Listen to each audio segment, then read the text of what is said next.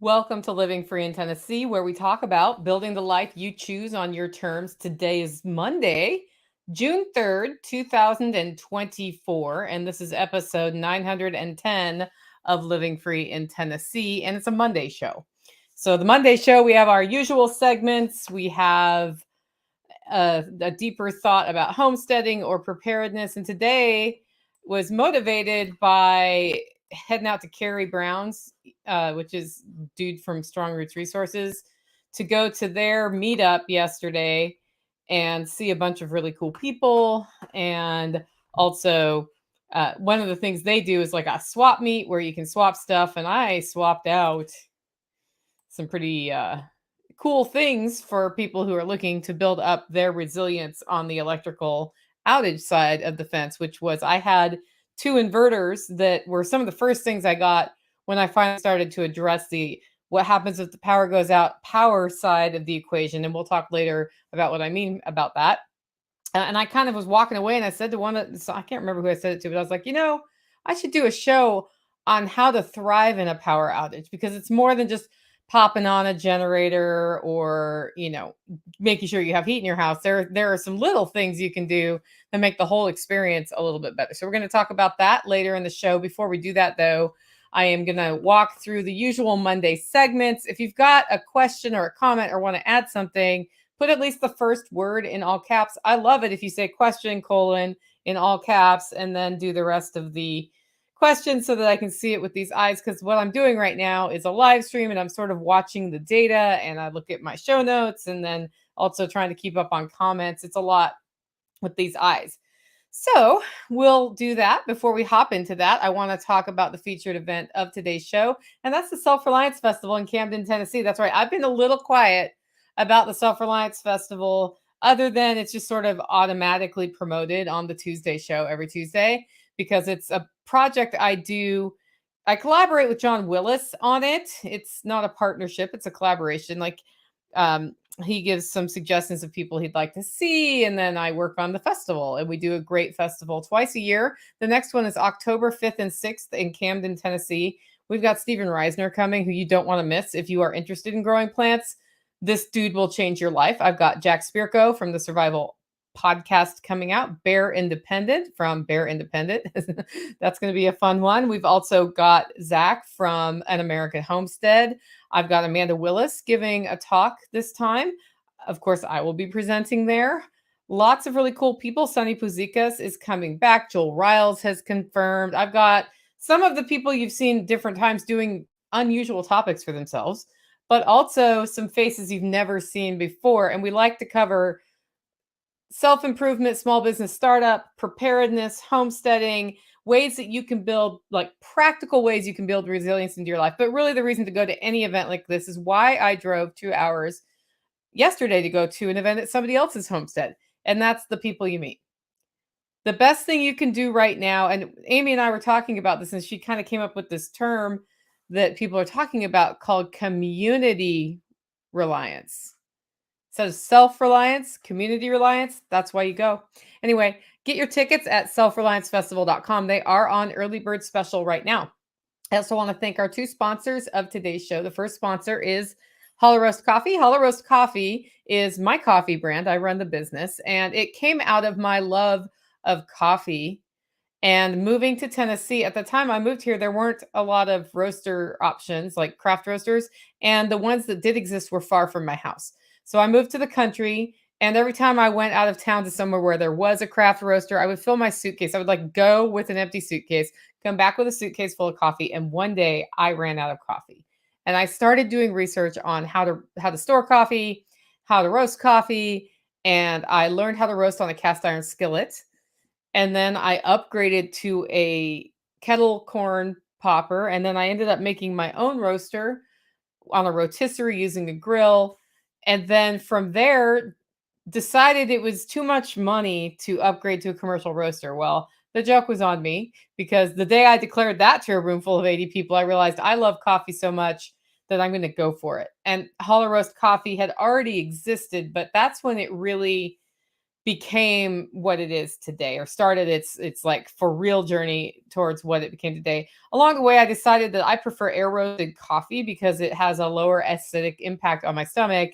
And I've learned a lot more about how coffee is farmed and where to source the beans. I've always been very careful about sourcing the beans, but I'll taste a bunch to choose the best one. So if you're interested in grabbing you some coffee, go to hollowroast.com and grab a bag. Also, our second sponsor of today's show is John Pugliano of the Wealth Studying Podcast. John Pugliano has been a member of our community almost since my first podcast. I met him about a year into the podcast, and he saw that coffee presentation, and that was actually the day that we were like really started talking. It's kind of funny. And he's given me advice over the years just on, decisions to make and ways to focus on things. He's the person who will reach out to me when I get like too wrapped up on current events that don't impact my life. And I like complain about them. And he's like, yeah, but if you focused on building your business and making money and making your life better, then you don't need to worry about that other thing. And he's right. He has a podcast called the Wealth Studying Podcast, and what John loves to do is make money. And then he tells you what he has learned and what he does to make money on the podcast, the Wealth Studying Podcast. Check that out at investablewealth.com. Our next segment is the live stream schedule for the week. I will be live Tuesday. That's tomorrow at 9:30 for the First Tuesday Coffee Chat with Jack Spirko and John Willis. And who knows what we'll talk about, but a lot happened last week. And I will admit, I went into a 4-hour hyper focus on the Eminem song that dropped, Houdini. It dropped on like Friday night. I think it was Friday night. It might have been Saturday night, but I was just like, it was Saturday night. But man, it was hilarious. And the layers of depth of the lines that dude writes, because he's super smart, is really fun. So I might bring it up, but I don't know that Jack is really into Eminem at all. So we'll see. But I warned Jack, I'm like, I might ask you some things about this song because it's really been striking a chord. Brilliant job marketing the release of that one. That's all I can say. But then what else would you expect, right? But Trump was found guilty last week, so we might come up with some current event discussions, even though I just said that my life's better when I don't hyper focus on current events. And we, anything you show up and ask, we can cover. I'll tell you what, I've been taking Jack Spirko's composting class, and we've started adjusting a little bit what we're doing around here. So that'll probably come up as well. On Wednesday, I have an interview with Dalia Monteroso of Chickenlandia. So it's going to be all about raising chickens. So don't miss that one. And then Friday at 9:30, it's the Homesteading Happening Show with the Tactical Redneck. With that, it's time for our first Monday segment, which is Tales from the Prepper Pantry. This is where we talk about storing what you use and using what you store. And yeah, last night I was exhausted. So I went to the meetup, and that involved about 5 hours of driving because it's a 2-hour drive, but it took me longer because of reasons, some of which were wet and falling from the sky and causing traffic to be a problem. And whenever I do a day trip like that, like I go, I have fun, I come home, I'm exhausted. And I usually need some time to reset. Well, by the time I got home, it was already time to cook. So my side dish was not one of the, like, my favorite thing to do. And I'm pretty sure I get to do it today, is at like 5 o'clock. I'm like, meh, stop working. And I wander outside and I poke around in the garden for half an hour. And I look at what's ripe and I harvest it and I like throw it in the kitchen.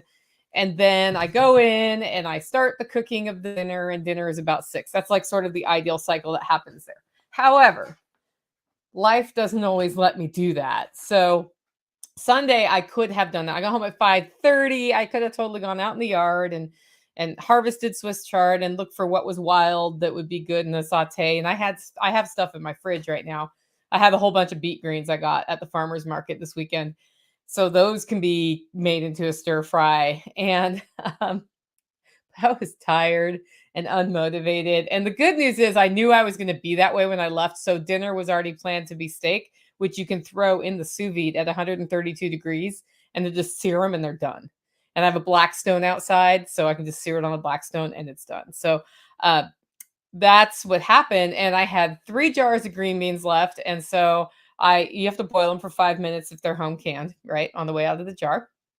And I did those with like the last of my butter. I only have homemade butter in the freezer right now, nothing in the fridge, and some spices, and that was it.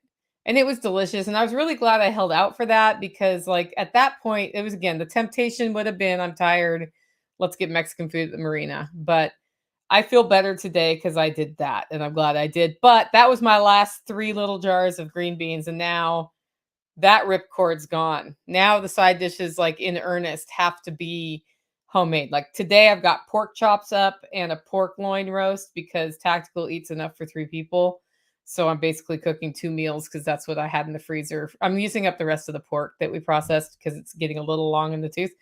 Uh, and I have 3/4 of a jar of tomato sauce, which is my last jar of tomato sauce. So I'm going to probably do some sort of an Italian style sauce to go over the pork loin after like I'm not going to cook it with that on there, but I'm going to do it after, and then that'll be that. So, like the canned goods, I canned enough. What I have mostly right now though is bone broth.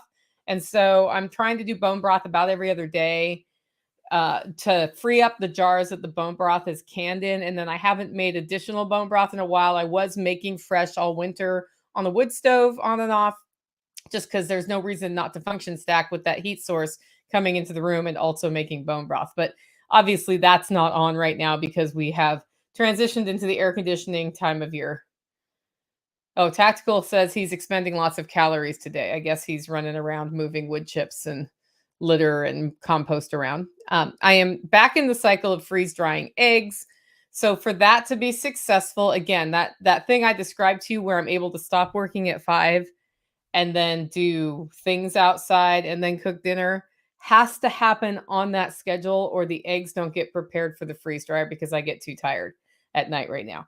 So again, today I have it all planned so that in theory I can actually stop at 5. And then what I like to do is crack and mix the eggs and pour them in trays, pre-freeze them in my freezer, and then put them in the freeze dryer. My last load of eggs I did without pre-freezing them, and I froze them in the freeze dryer, and it worked.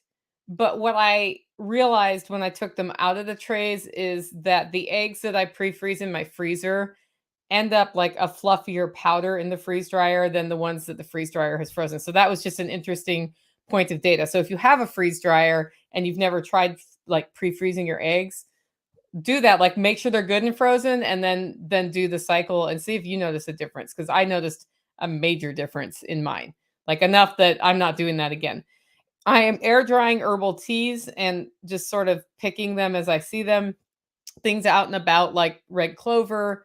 There's an experiment going in my kitchen right now of red clover and that I picked before the sun hit the blooms in the morning, and I'm gonna get some this afternoon. The sun has hit, and figure out if they maintain their color better for realsies if you pick them before the sun hits them, because that's what the internet says. But as you and I know, red clover doesn't read books, and so I want to verify that that is really a thing before I claim that as the thing you're supposed to do for the red clover. And I like to, like any of the herbal tea stuff, I prefer to just put on cookie sheets and leave open air and let them dry out, as opposed to putting them through the Excalibur or the freeze dryer. When I'm doing herbs like for spicing things, I actually prefer freeze dried over the air dried. But for tea, for steeping in tea, I prefer the air dried, like room temperature dried one. And I might actually pick and freeze some black raspberries. I did a little video this morning that'll come out as a short sometime later this week of just like how you tell if it's a wild black raspberry or a wild blackberry. And last week when I tasted them, they didn't taste very good because just all the rain. So it just didn't concentrate the sugars very well. This week they taste good. So I had a handful on my morning walk. So that may be worth then putting some black raspberries in the freezer that I can sprinkle on salads throughout the summer here and there. We don't eat a lot of them, but I actually really love black raspberries. So Tactical hates those vines and goes nuts on them in my yard. But at some point, we have to figure out how prickly things can exist here without prickling the redneck. And then I am looking back at some options of updating the prepper pantry, and this is going to be news to Tactical, at like getting serious about fixing the roof the right way that's over it. We've had some talks in the last week, big picture, what I want for the house, but I don't feel motivated to invest that much money in the kinds of things I would love to do to the house, like long term.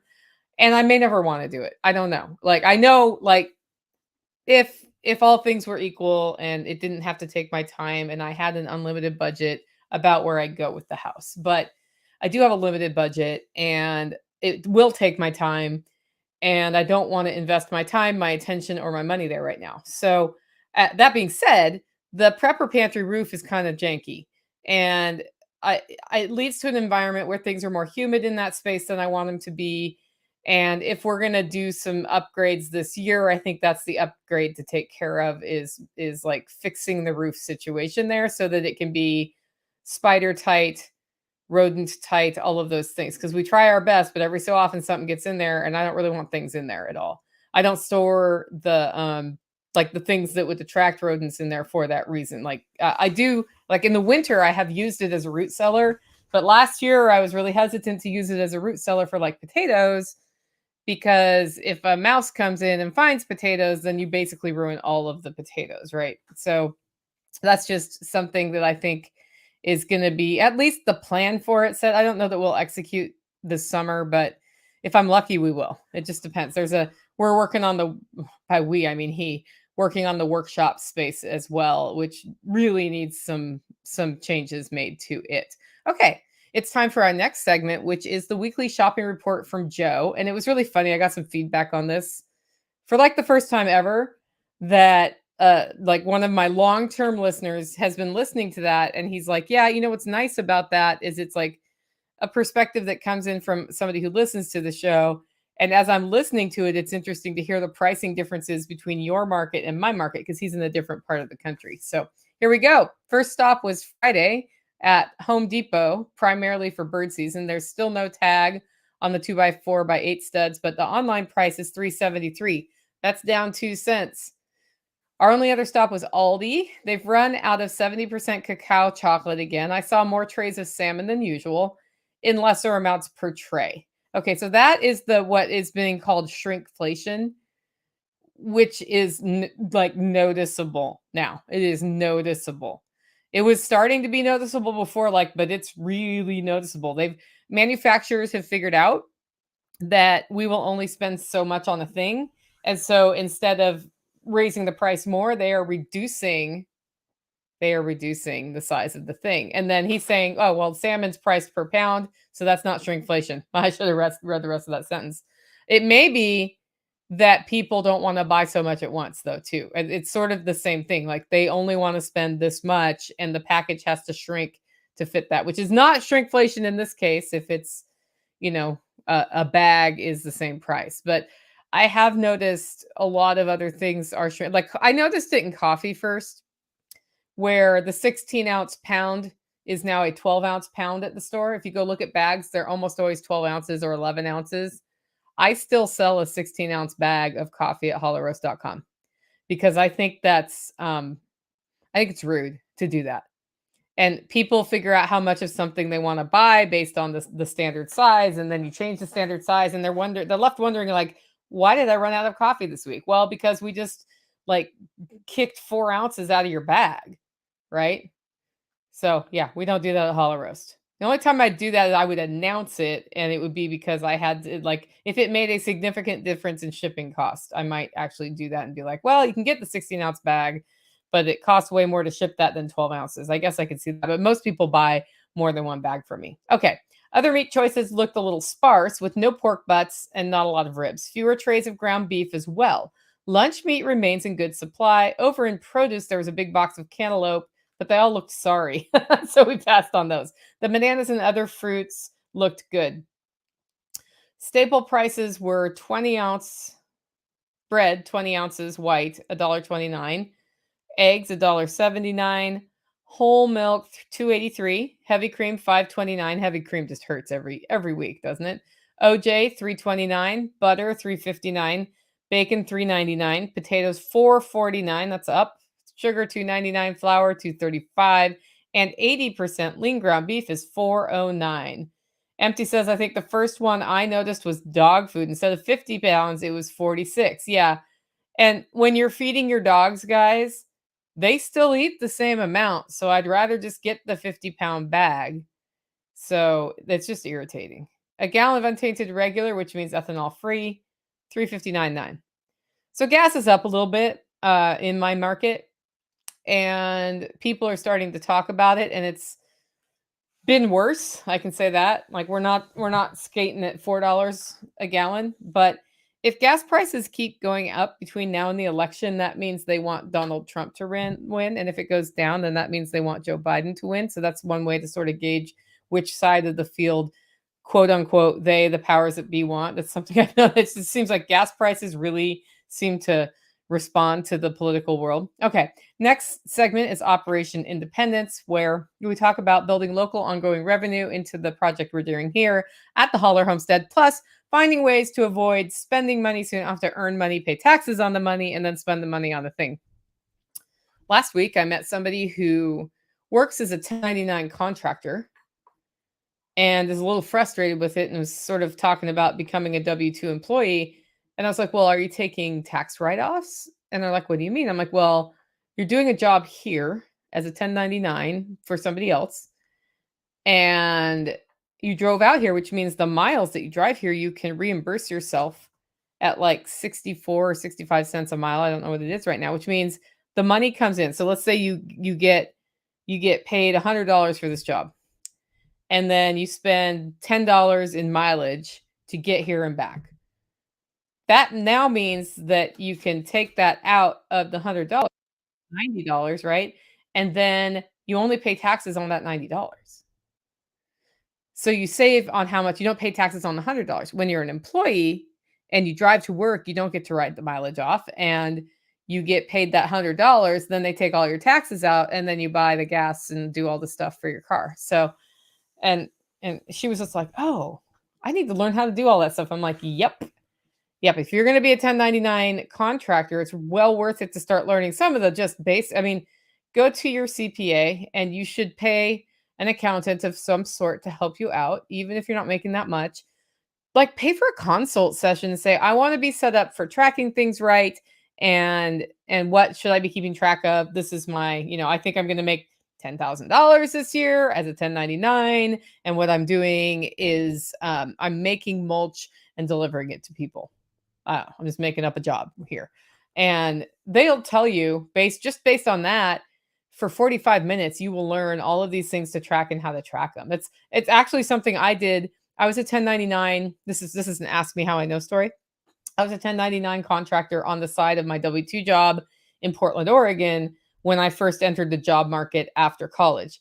And I did I get reimbursed? Yeah, I got reimbursed. They would reimburse us like 11 cents a mile for mileage, but that meant I could take the write-off for what wasn't reimbursed off of my 1099 stuff. I didn't know that.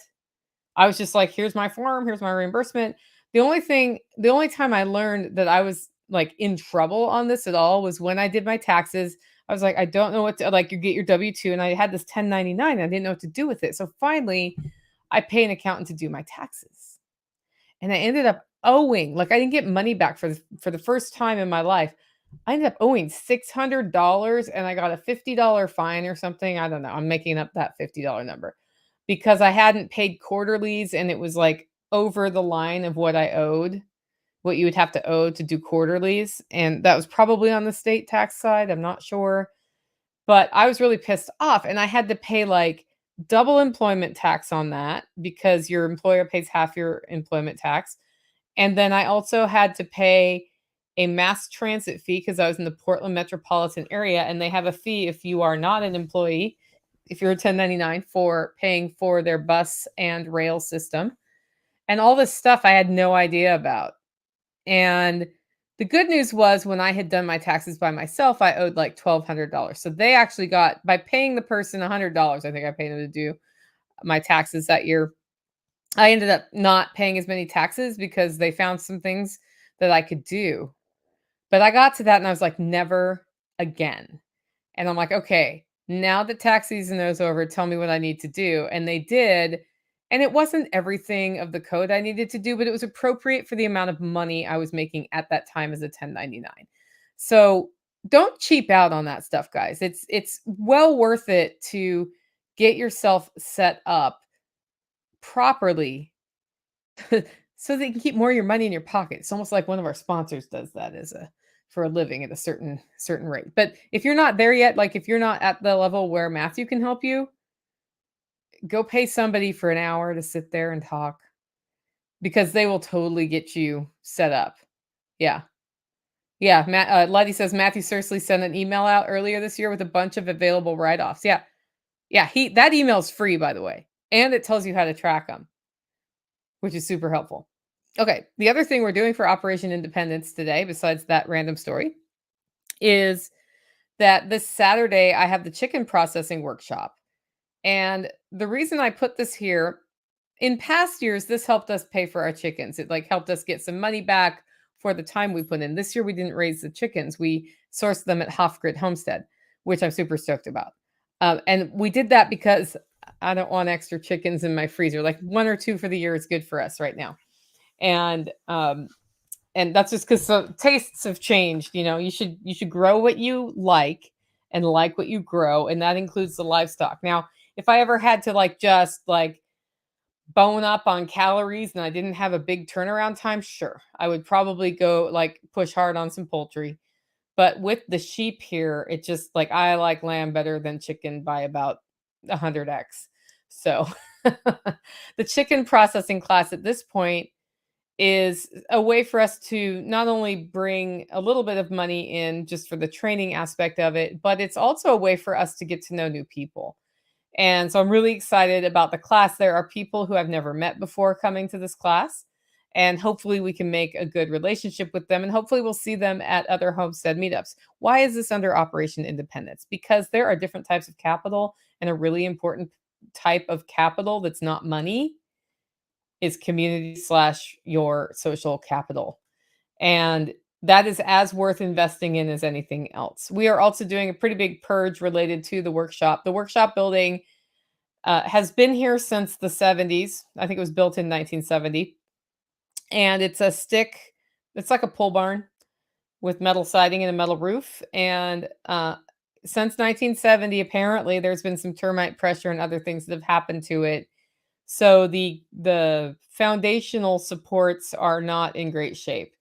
And the debate right now is if we're going to add supports to shore that up or rip the whole thing down. I don't know that we've made that decision entirely.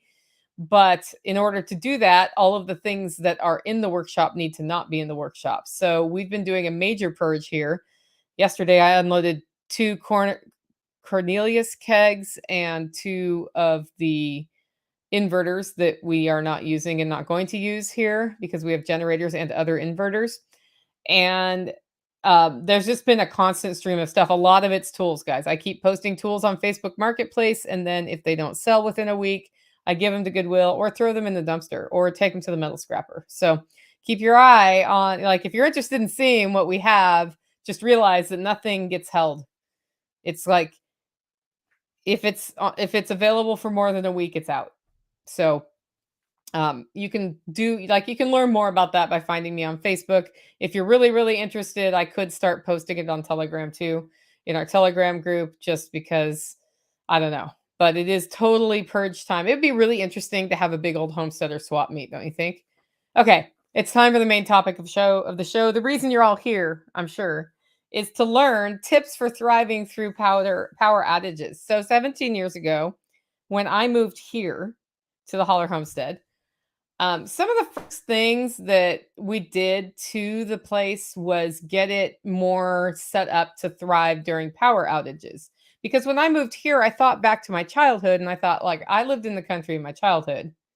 And I remember when power went out, it didn't necessarily come back on quickly because you weren't a high priority compared to cities. If there's 8 people on my street here, and the street goes out, they're helping 8 families here, but if there's 100,000 families down the road that they can make one repair and get those people's electricity back, guess who's going to get fixed first, right? And back then when I moved here, power outages were pretty rare. surprisingly rare. Like, I remember going through the first winter here, like, why did the power not go out at all? And when it did go out, it would go out for like an hour or half an hour or 2 hours. Like, if it went more than 2 hours, that was a really weird one, even through ice storms. But when power outages happened here more than ice storms turned out to be due to high winds or thunderstorms or tornadic, like those sort of cells that fly overhead. Where I grew up, though, we had ice storms blow through every few years, and the entire area was not built for ice storms at all, which is to say they had overhead power lines and trees. And we would be out of power for a week sometimes there. So that experience as a child kind of set the foundation for the things I wanted to make sure certain were handled here 17 years ago when we moved to the country. And so much has changed from the early days, including how much time it takes to get power back up and running, the frequency of power outages, and how gracefully we weather them.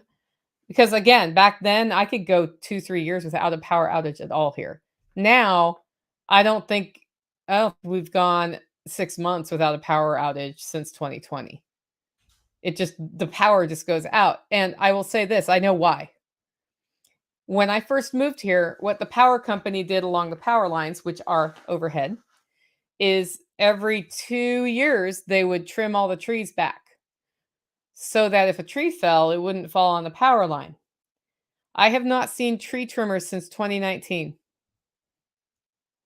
And every year during wind season, the power goes out more often and stays out longer. We've literally had a tree go down and snap the power line and put it on the ground and take out just like the power going from the main power line to two houses, took that out and took the rest of the street out because tree trimming did not happen. So that alone, like, we'll take out like the staffing issues that everybody's having, like finding employees and potential supply chain issues. Like, literally, the dudes who used to come through and trim the trees are the problem. Period. Have not seen them since 2019. It is 2024. That's what we would call deferred maintenance. So the good news is I had those early years to get way better at power outages here when it's hot, because I was used to them when it was cold, than to be ready for this time, because now the power is just like, oh, a storm's coming through. Like, we have some storms blowing through this week. I'm assuming the power is going to go out. We're ready for it, right? So yesterday I sold off these two inverters, and they were intended, originally I got them so that I could turn my car into a generator in the event of a power outage so that I could cool things down in my fridge and freezers, because at that time I was already buying whole animals. And that meant I had freezers full of whole animals. My original plan, before I figured out I could get power to these things, because I did not think I could buy a generator, was to panic pressure can all of the meats if it looked like it was going to be longer than a couple of days. Because really, when the power goes out, you can add some blankets to insulate your freezers and your fridge and just not open them, and they'll stay cold for a long time, right? But if it looks like it's going to be a week or two, it's time to like kick up your propane stove or have a wood fire and start pressure canning some meat, or else it'll go bad. So as I watched those two things find a new home, I realized that it's not just how do you turn your car into a generator so you don't have to buy a generator out of the chute, because that's a super helpful thing to have. There's more things, like some things that we can change behavior wise once the power goes out, that just makes you better off. Like, a good example of this is when I was a kid and the power went off, the decree was we were not allowed to open the refrigerator. Why? Because when you open the refrigerator, the warm air from your house gets into the cold air in the refrigerator. And then stuff doesn't stay as cold. And so we were just not allowed to go in there. And of course, the fridge would get, like, there would be planning. We're going to have dinner. We need things from the fridge for dinner. So these are the things that are coming out of the fridge. Open the fridge, grab the thing, close the fridge. Use all the things up so you don't have to open the fridge to put them back in. Right? So some of these things I just like knew growing up, and then I talk to people and they're like, really? We never thought of that. It's like, yeah, it makes a huge difference. Huge, huge difference. So it never occurred to me early on to worry about how to get power back on while the power was out as a strategy. Everything I did early on was related to handling needs in other ways than electricity, and then how to handle how to make sure you covered the major pieces that you need. Like you need heat or cooling, you need water, you need food, you need to protect things that could be ruined by not having electricity to them, like fish tanks or your refrigerator or your freezer. And I didn't even think about generators or anything. Like I knew generators existed and I knew I could buy one. And when I priced a whole house generator, I learned that they were really expensive. And it didn't occur to me you could just get a little generator and plug your fridge into that and just cool down the fridge, right? So everything I had early on was around this other stuff, and a lot of that was good habits to have. So this show is really for folks who are not off grid.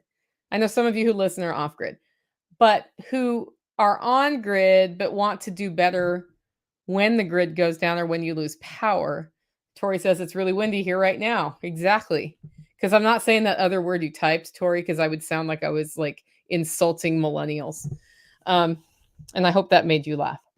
So the first thing is when the power goes out, the best thing you can do is embrace the suck and make it fun. That it's just like some people, the power goes out and they're like, oh, I can't finish my work, or I'm not going to be able to put that roast in the electric oven, or like they think of all the things that suck about it and hyper focus on that and what a bummer it is, which is an extreme waste of time. Just, just accept that your world has just changed and you're going to be doing some things differently for the next few days. And as I said, we used to only have 2-hour outages until March 2020 when we had like days of power down, right? What this means is that you're going to be putting more effort into your own comfort and your family's comfort during that time. That's all that means. It's like, oh, my reality has changed. And now instead of maybe playing tennis after work, we're going to be thinking about what we as a team do to make everybody as comfortable as possible and to make sure we don't lose any of our meat products in our freezers and all those other things, and maybe reach out to the neighbors and see if they have help. So the fun part of that, Rachel says, it's amazing how many people think the whole house generator or nothing. And later when I talk about replacing electricity, I'm going to talk to you about a couple of different ways you can replace electricity, just that I figured out over the years, because it turns out like our world is built. We are built to handle this kind of an outage, guys. First of all, your best time to get things done in a power outage is between sunup and sundown. And many of us who have electrical lights in our homes will do things at night with the lights on because we can, like, oh, I don't know, dishes in your kitchen after dinner, right? This time of year, it gets dark a little later, so maybe you get your dishes done before the sun sets, but maybe you don't because you live on a farm and you basically don't come in and eat until sunset, no matter what time sunset is. Well, knowing that, you need to change your schedule of how things work, or you need to change your expectation of when things are done. And that was a hard one for me to figure out on multiple day power outages because I was almost always doing dishes after dark.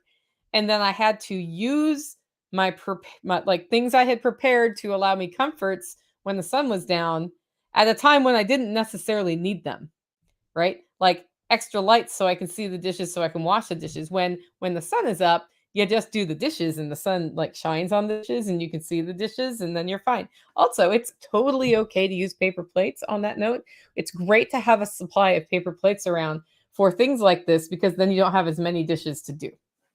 So, hey, Alabama says we have a small generator. We run the fridge and freezer for a bit and then the well. Yeah, that's a great strategy. Great strategy. So, also remember emotional boosts. And I think about this one. I'm looking at my battery operated lantern across the room here. I usually keep that by my door because when the power goes out, I grab the lantern by the door and I use it for the light.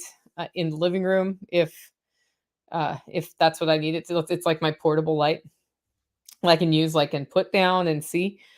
Um, it's hard on people to sit in the dark with no light if they're not used to sitting in the dark with no light. And in our modern world, most of us don't sit in the dark with no light, right? There's a TV on, well, if we're awake, there's a TV on, there's a light on, all of these things. And so you're already a little bummed out that the power went out. Your family might be a little freaked out about why it went out, and then you don't have any light. So think about emotional boosts, but not necessarily like, hey, let's do a shot of whiskey emotional boost, but like, how can I make the environment more pleasant visually through this time? I have that lantern where it is right now because we've had so many uh, just cells of dangerous storms fly overhead that my like, oh crap, shelter is a tunnel behind my house, and the door to the tunnel's right over there. And somebody has piled things back in front of that door, so that would be a bummer if I actually had to go in there right now. But the lantern's by that door because if I go in the tunnel, it is pitch black in there, and emotionally, you're gonna wanna be able to have a little bit of light rather than just sit in a dark, dank tunnel with potential spiders around that might crawl on you, right? So don't underplay the need for some emotional boosts even though it's not logical. Some things I like to have are rechargeable light bulbs. So in my living room, one of my lamps has a light bulb that when the power goes on, I mean, the power goes off. If the lamp is turned on, the light bulb stays on.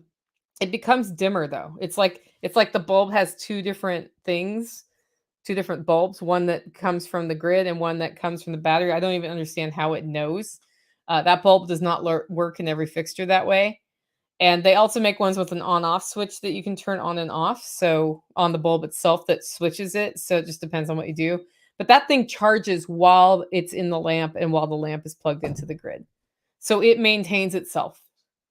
And then that means I can have a light on in the living room for 8 to 12 hours. And I mean, like, I don't know about you, but I don't leave my lights on for 8 to 12 hours overnight. Like, I usually go to bed and turn the lights off. Uh, those are great.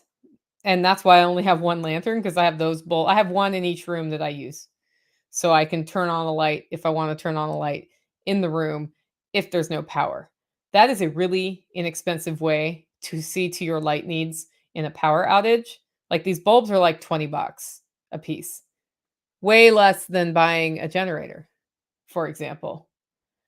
Um, Lanterns are nice. Like I have this camping lantern that's battery rechargeable that I got for camping. By the way, stuff that you got for camping is a great thing to tap into to make yourself more comfortable during power outages. It's amazing what's in your camping kit that you can just use, right? So, hot cocoa. I don't drink hot chocolate all the time, but if I'm feeling like I want a little pick me up, I might make a hot tea or a hot cocoa and a way to make it. I have a camp stove with butane fuel that I can use. I also have a propane stove that I cook with here and a lighter so I can light it without the electric igniter. I also have a wood stove that can cook things. I also have an outdoor grill that cooks, an outdoor griddle that cooks with propane. I used to have a grill with a burner on the side that I got rid of because I never use it. And worst case scenario, we could make a fire, put some cinder blocks up, and put a grate over the top of. Like, there's a million ways to make things hot here. Depending on your living situation, like if you're in an apartment, you may not be able to have all the outdoor things, but certainly you can have a little feather light or whatever is the latest brand of camp stove that you can use to make water hot without electricity. And just having that means you can have a little bit of comfort during a time when the power is out for a long time. Or you can sterilize water that needs to be boiled before you drink it, which is something that can happen if your power has been out for too long in a municipality. Their systems stop working and then your water becomes dangerous. So those are all some things. Think about entertainment. Like, what are we going to do to keep occupied at the times of day when we're still awake, but it's sort of like the work is over because the sun has set?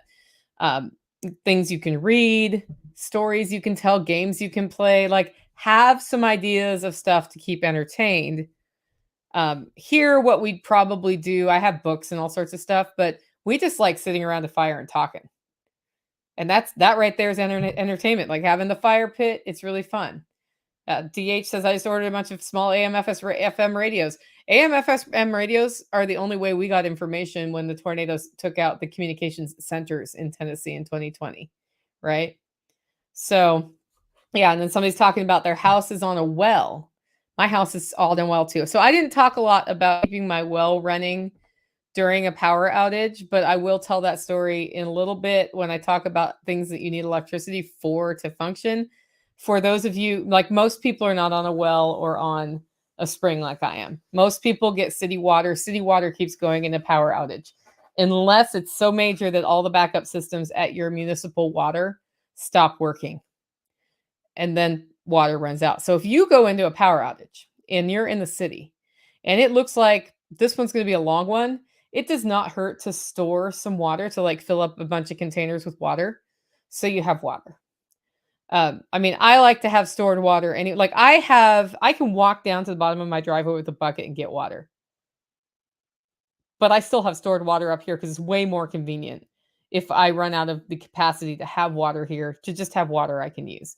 So of course that's a better best practice. But at the end of the day, if where you are is I didn't store any water and the power's out, and it looks like it's going to be out for 2 weeks because it was a hurricane that hit Houston, for example, right now is when you can put water in your bathtub. You can put water in your extra pots and pans. If you have containers, you can fill those up. Some people have those like 5-gallon camping containers of water.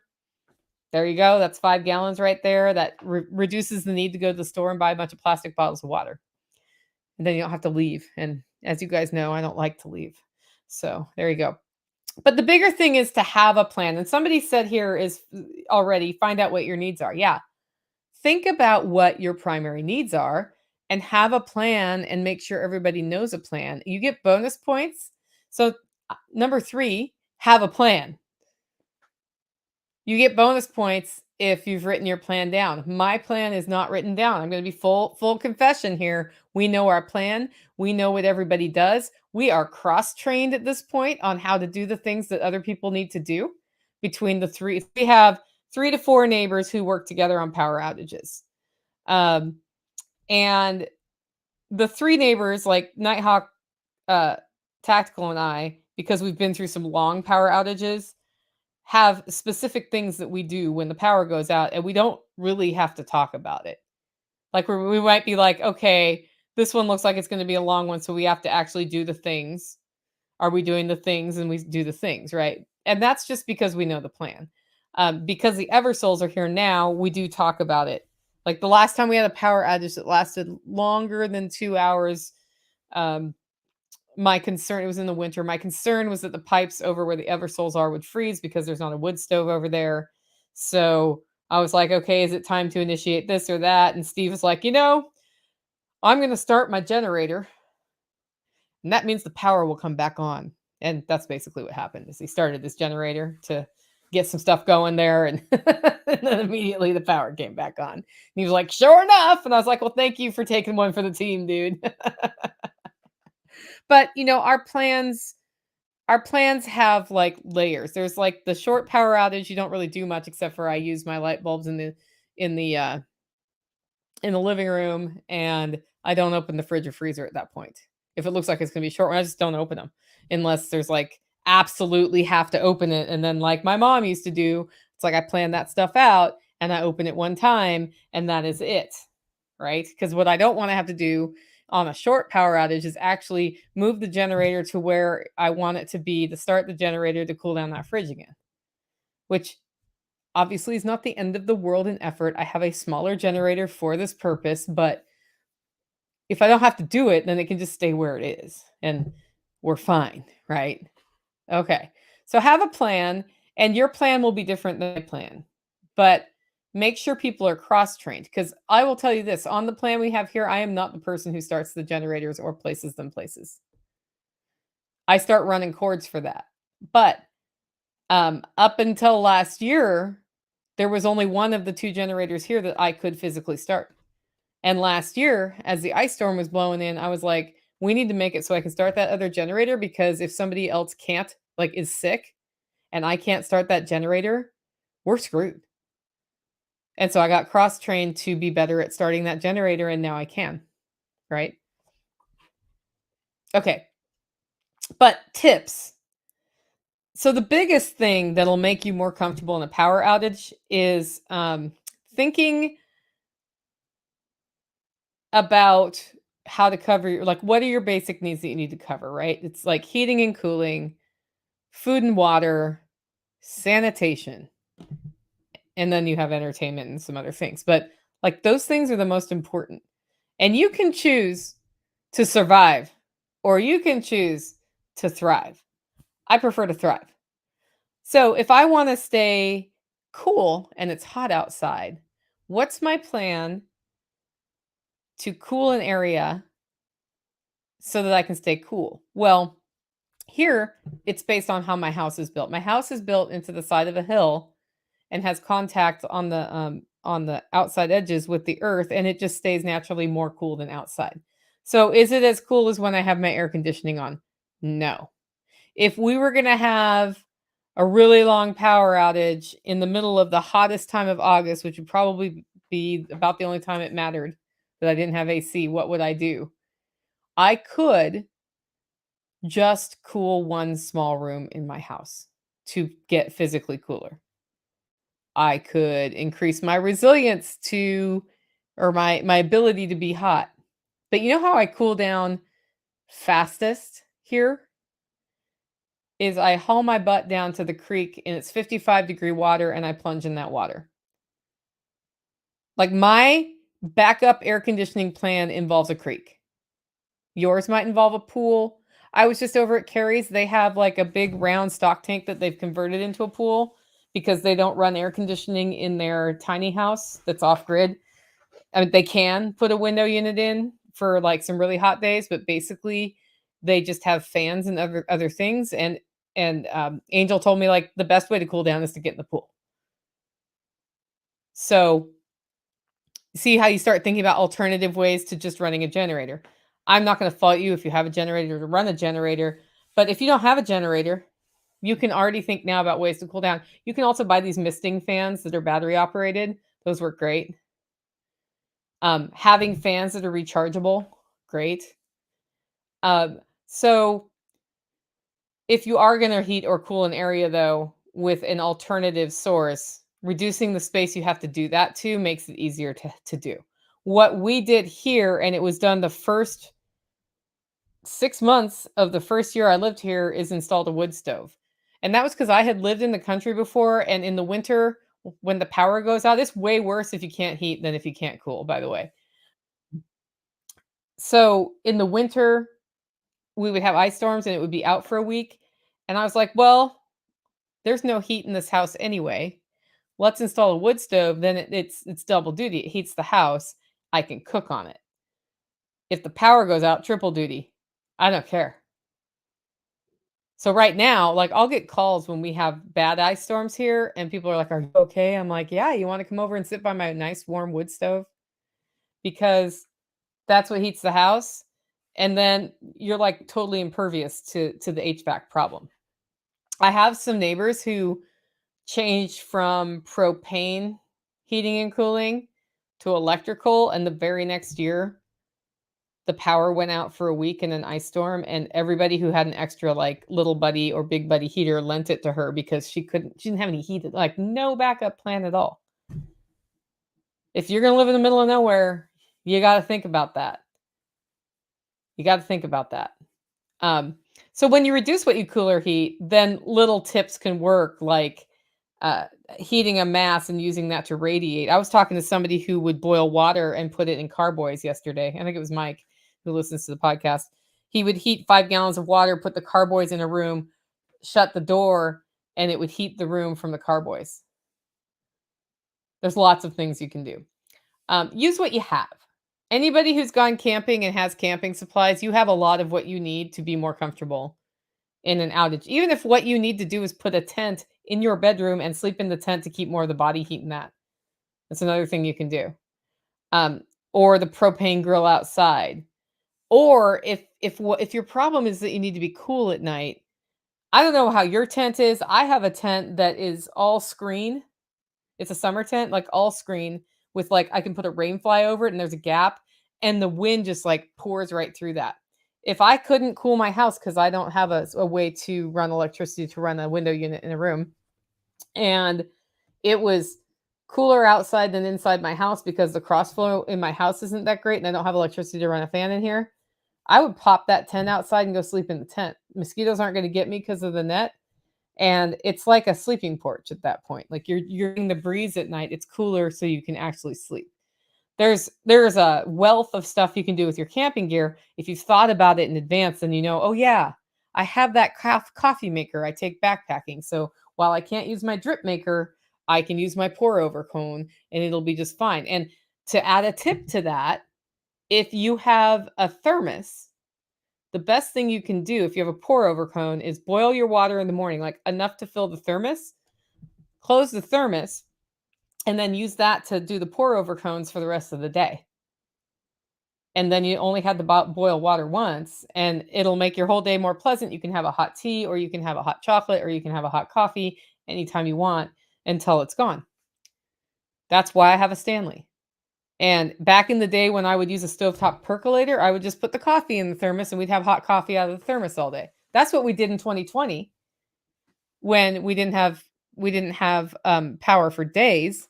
Is I would make a French press in the morning, pour it in there, pour the rest in everybody's cups, and then we had coffee until I had to make another French press. It worked great. I learned that from my grandparents on the road, like with their camper back in the day when we were going all over the Southwest. It's it's a trick that makes you more comfortable in a power outage. Like as I say these things, I'm hoping some of you in the comments will be like, there's this other one that I have that works really well. Here's one. Hey, yeah, so it's good to have a tent for one or two people. You can bring a pet in and they'll keep you warm. Yeah. Big buddy heater is great. Anyway, I'm going to stop reading the comments. Okay. So then we're going to get to the inverter and generator as a game changer. I went most of my life without the capacity to make electricity. Not only that, I had never heard of a battery backup thing that you could just charge, and then apparently we're going to get balloons, and then charge from that. So one thing I learned to do is that thing where at the beginning of the day, you would think, what are we going to eat today? And then I would take everything out of the fridge for the day and put it in a cooler and have ice in the cooler. Now, I learned by listening to the Survival Podcast that if you put an inverter on your car, you can turn your car on and it becomes a generator. And at that time, an inverter cost like $80. So without buying a full-on small generator, which at that time was more than $80, I could spend $80 and then I had an inverter. My car became a generator and I could do this. What are we having for all the meals today? Open fridge, take out all the things, put it in the cooler, close the fridge, and it's now time to cycle the fridges and freezers on the inverter. Turn the car on, plug the fridge in, wait till it cools down. Plug each freezer in, let them cool down. Insulate them with blankets afterwards. You do not leave blankets on your appliances while they're working because they need to vent and you will break it. And they would stay cold the rest of the day. They were fine.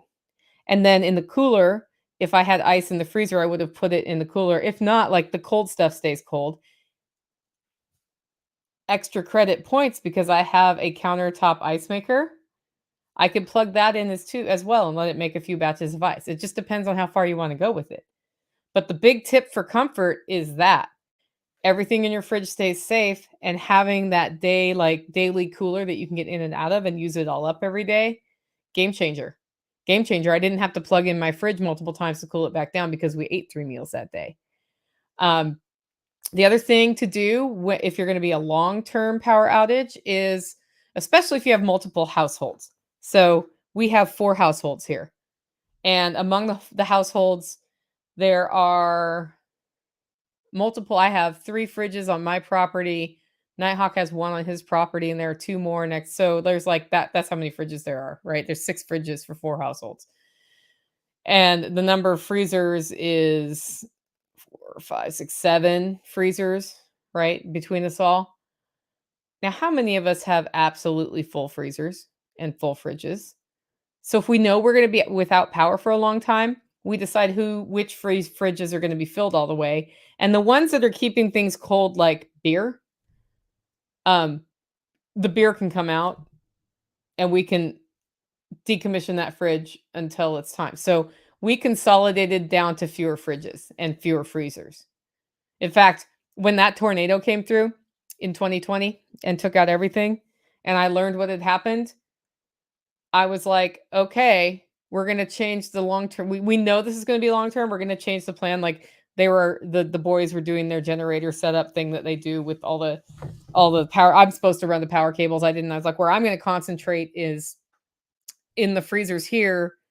I'm consolidating them, and then we're going to look at anybody else's like little freezers or other freezers that we can also bring down here to consolidate them so that we're closest to the biggest generator in the property and can just cool stuff down here. And it took me 45 minutes to get everything done, but I was able to decommission 2 freezers, which then meant we didn't have to cool those down. So consolidation of stuff like that you may not do most of the time is a game changer. I know a big trick in those freezers is to have like gallon jugs of water that are frozen in there, taking up space to keep everything cold.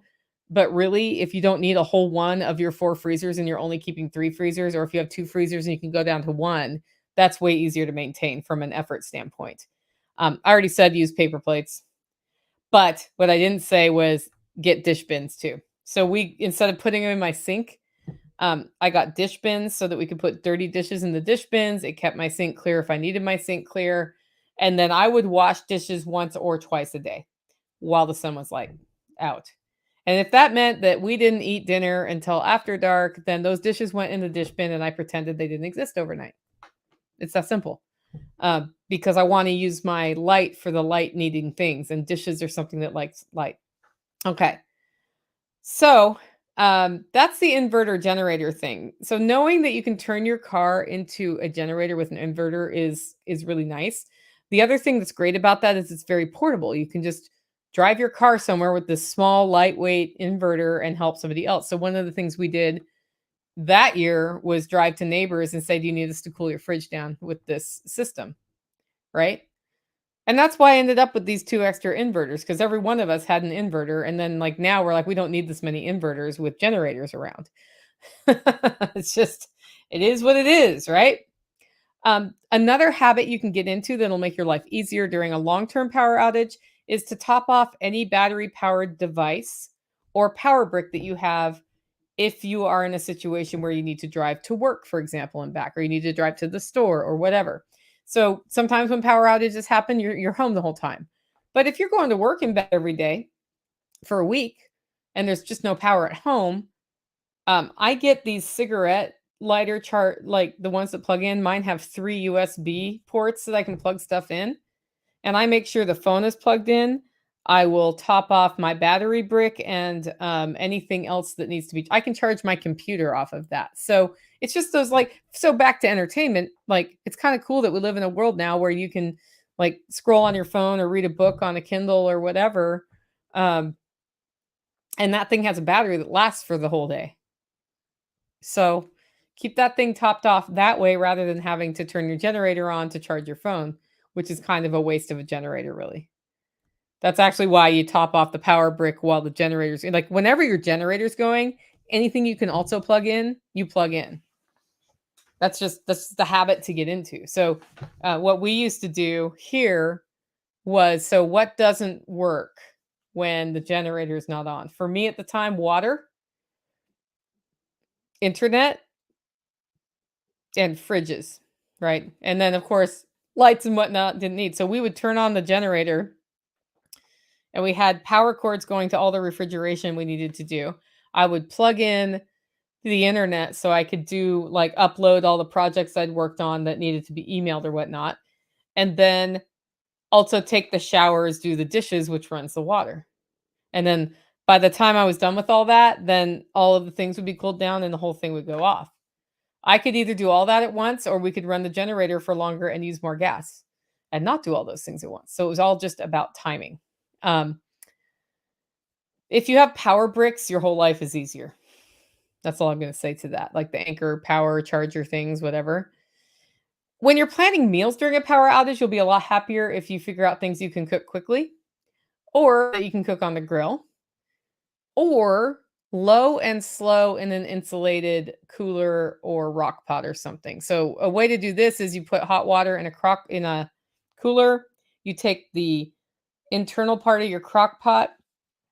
You make sure the water's not going to go over the top. You put it in the small cooler and you clamp it down, and that will slow cook in your crock pot. You may have to change the water once or twice, but that's, like when you're planning meals, this is not the time to do the 8-hour roast in the oven or whatever you do in your oven for a long amount of time. This is the time to think about cooking on stovetop or that way. I will say, since getting the rock pot, the actual rock pot, um, that has opened up a whole new thing because I can heat that stone in my wood stove and then it cooks like a crock pot, which is kind of cool. Or I can heat it on the stovetop for half an hour and then it cooks for the rest of the day. So if I want to stew or something, that's super easy to do. Um, but I think those are just some little tips to do. Some things to consider for long-term resilience, though, is what do you have that only works with electricity right now? What do you have that only works with electricity? Like your lights might only work with electricity if you don't have gas lights, and most people don't have gas lights. And out of those things, like just make a list. Is it your stove, your clothes dryer, your washing machine, your lights, your television, your computer? Like, what do you have that only works with electricity? And then out of those things, which of those things actually need to work in a power outage to keep everybody not only surviving but thriving? And if that means keeping a tablet going to play some movies for some kids, I'm there with you. I am right there with you. I always start with the heating and cooling in my head, and then food preservation, like making sure I don't my food, and then cooking, and then I worry about lighting and the rest of it, right? But do you have somebody with medical equipment and an oxygen tank? Like, how have you covered that? If that's the case, if that's the only thing that they have, right? Animal habitats like a fish tank that can be just or a if you have reptiles, that could be just a terrible thing if you don't have power for a long time and they need to stay warm and you haven't thought about how to put a hot water bottle in there with your snakes, right? So start that way. What do you have that only works with electricity? And I hope that the answer to that question is not your HVAC system. Because if it is, the first thing you need to do is figure out how to heat or cool the way you need to. Yeah.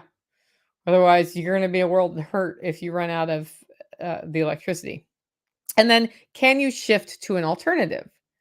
Can you make it? Is there a way you can like make things happen with gas instead of electricity by making a permanent change? So let's say you only have an electric stove. Can you have a gas stove for cooking? That solves two problems with one thing, right? Now you're more resilient because it'll run without electricity, and it's a way better cooking experience. Or can you use wood? Can you use camping gear? Do you have an alternative thing you can replace the thing with? Is there a regenerative technologies you should think of, like the rock pot, or making compost to heat water, or whatever? I mean, like you're not just going to go like magically make compost with no warning, but these are systems you can build into your life for long-term resilience. Do you have hard copies of books so you can read an actual book with no electricity? Do you have games you can play? Or are you just going to do without this thing that you can only use electricity for? For example, I have lights all over the house I use, like the studio lights that are on right now. If I needed to do a broadcast from here and we were out of power, I might run the generator to have the studio lights on, but I probably wouldn't, but I might. But if I'm running off battery power, you're just going to get dark looking Nicole because, or Nicole in front of the window because, and you'll have like glasses window glare from me because it's easier to just do it that way than to pump up all the things. But if I was going to be long term doing that, then I would probably figure out how to cover this. But sometimes you just do without. Another good question to ask is, can you use a battery supply for the things that you need? So let's go back to the CPAP machine or to an oxygen machine. What kind of battery backup system do you need to run the device that keeps the person alive? What kind of battery backup do you need if there's not an alternative, right? So what I say to that, like to run the pump in the aquarium so the fish don't die, because you got to move the water somehow. But if it's keeping a reptile warm, I'm probably going to figure out how to keep them warm differently. I've got a friend who has a lot of snakes. He runs a wood stove. That's how he keeps his reptiles warm. I mean, I think he also has electrical rocks and other things for him, like the heaters that you put in there. But in general, he also just keeps his house really warm for him so they don't freeze to death. And if the power is out, that's what he has. You again, you can put hot bottles of water. You just have to change them out every so often. Um, but batteries can do a lot for you. Batteries can charge your phones up. Batteries can run your lantern. A lot of things now have batteries built into them, like those light bulbs that you can put in your lamps. If there is a way for me to buy a rechargeable thing versus just buying the thing, I have started to prefer the rechargeable one because even though you can just leave it plugged in, it still works when the power goes out. It's more resilient. And then if you can't find something like sometimes you don't want to build the built-in thing because it's more likely to break. Well, then you look at, can you get power bricks to run them? Can you put a battery bank in? Or is it something you only need to run during the daylight? Like my pump that circulates the water for my solar water heater, that only needs to work during sunlight anyway. So I could just hook that straight up to a panel, no battery, and it would work when there was enough sun, and when there wasn't, it wouldn't. That's a thing that to be more resilient, that's literally all I need to do. And then I guess the last thing to think about is, can you find a way to regenerate the things that will take power from a battery, whatever battery you set up? And by which I mean, how can you top your batteries off, whether it is a built-in device battery, whether it is a battery bank you've built from, old deep cell batteries from golf carts, whether it's a battery system like we have now. Um, there's lots of ways to get power back in there. Everybody goes straight to solar panels, and they're great if you have sun. But what about moving water? What about hydro? What about moving air, wind? What about using gases in your generator to top something off, or wood, or gravity? Looking at you, Ram Pump. Or hooking up a bike and going for a long ride on your bike. Like, there's all these different ways to do it. You can run water through composting piles to heat it, for example. There's a lot of interesting regenerative ways to get power back, and some of them will go straight into your batteries, and others just reduce your need for batteries. The reason we put a solar system in finally, after all these years, on the guest cabin and the pump house is every time I ran out of power in the last 17 years until this year, I also did not have water. So the first thing I would do is turn off all the valves to the toilets because I would forget not to flush the toilet. And then that would depressurize the whole system because I flushed one toilet.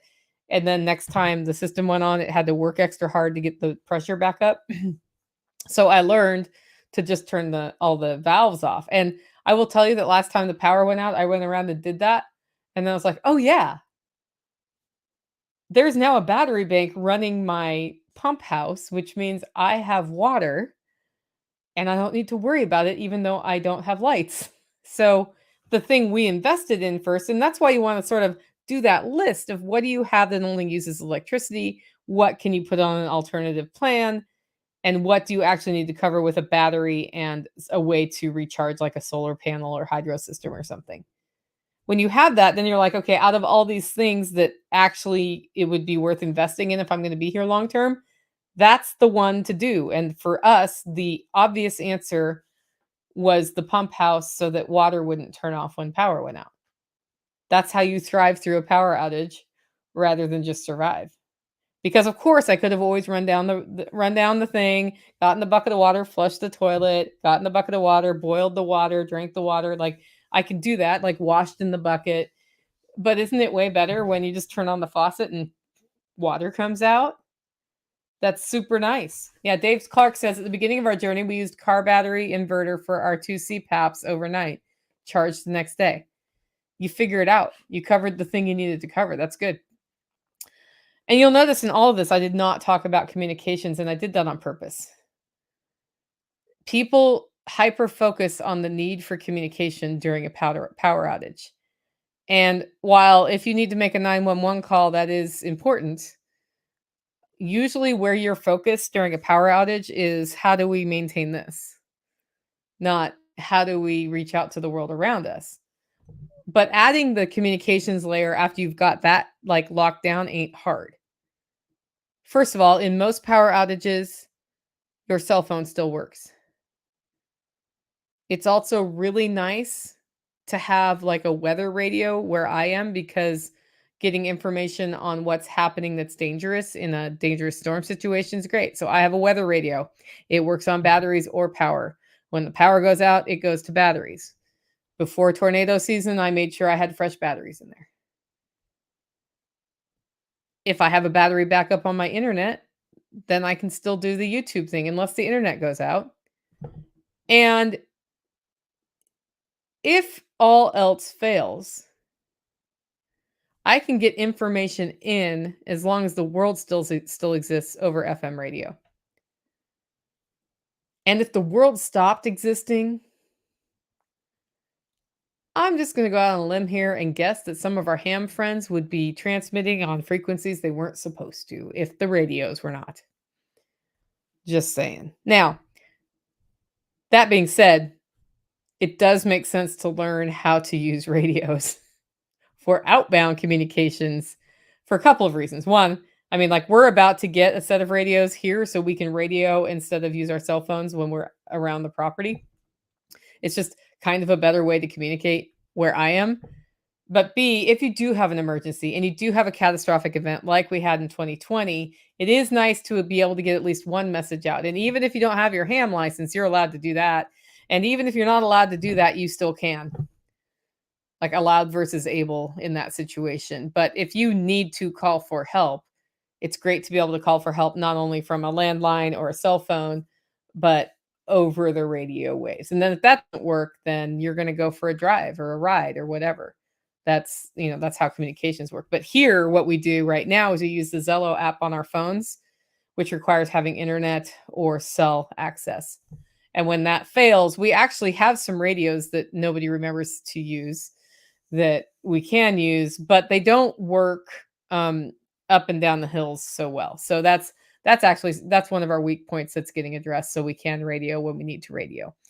But those are all the things to make you a little bit more comfortable. I think more important than that, though, when the power goes out, make it fun, guys. It's like a great time to be like, I put a lot of thought into this and I made a plan. Let's see how this works. Oh, that didn't work. Because we've had a number of those around here too. It's like, wow, that worked in theory, but in practice, that was an enormous pain in the neck, and we're never doing that again. Right? It's fun. It's fun to dive into these things and just go for it. And it's a great bonding. Like some of my favorite memories of childhood was like it was snowing, it was icy, we had no power. We sat around in the dark, kind of near the stove, so there was a little light coming off the stove for comfort with our hot chocolates with mom, hearing stories about her childhood. It was just fun. Or playing games, Scrabble and whatnot. Fun. It doesn't have to be a big tragedy. It can just be fun. Anyway, I hope you enjoyed today's show. If you like the show and want to support the work I'm doing here, you can support me in 2 ways. 1, get your coffee at Holleros. 2, you know how. Become a member. Find out more at livingfreeintennessee.com. With that, guys, go out, make it a great week.